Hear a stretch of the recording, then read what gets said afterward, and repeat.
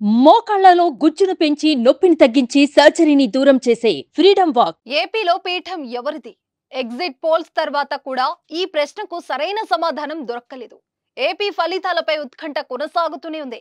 రాజకీయ పార్టీలను ప్రజలు ఎగ్జిట్ పోల్స్ మరోసారి కన్ఫ్యూజ్ లో పడేశాయి.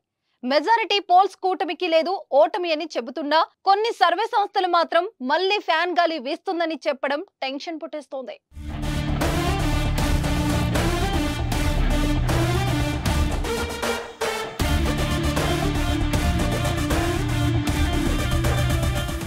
దేశవ్యాప్తంగా ఎన్నికలు ముగియడంతో శనివారం సాయంత్రం ఎగ్జిట్ పోల్స్ విడుదలయ్యాయి.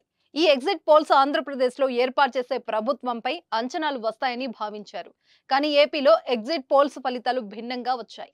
ఏ పార్టీ అధికారంలోకి వస్తుంది అన్న అంశాన్ని మాత్రం ఖచ్చితంగా చెప్పలేకుండా పోతున్నాయి.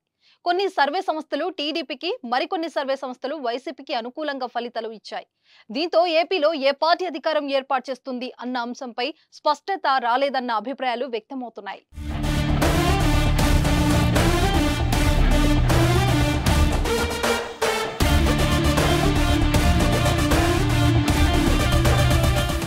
Chanakya strategies, people's pulse, pioneer, Janagalam, rise, KK service, family opinion private limited వంటి సంస్థలు కూటమి గెలుస్తుందని చెబితే, ఆరామస్థాన్, race, polls strategy, Janmat polls వంటి సర్వేలు మళ్లీ వైసీపీదే అధికారమని ప్రకటించాయి.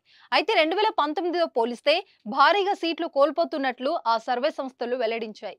మరికొన్ని టఫ్ ఫైట్ ఉంటుందని సర్వేలు ఇవ్వడం ఫలితాలపై సర్వంత్ర ఆసక్తి నెలకొంది. అయితే ప్రముఖ మెజారిటీ ఏజెన్సీలు టీడీపీ విజయంపై సాధిస్తుందని చెప్పడం, అలాగే లోక్సభ స్థానాల్లో అధిక ఏజెన్సీలు కూటమికే ఫలితాలు ఇవ్వడంతో వారు విజయంపై ధీమా వ్యక్తం చేస్తున్నారు. ఏదేమైనా మరో 2 రోజుల్లో అంటే జూన్ 4న తుది ఫలితాలు వచ్చే వరకు ఈ ఉత్కంఠకు తెరపడదు.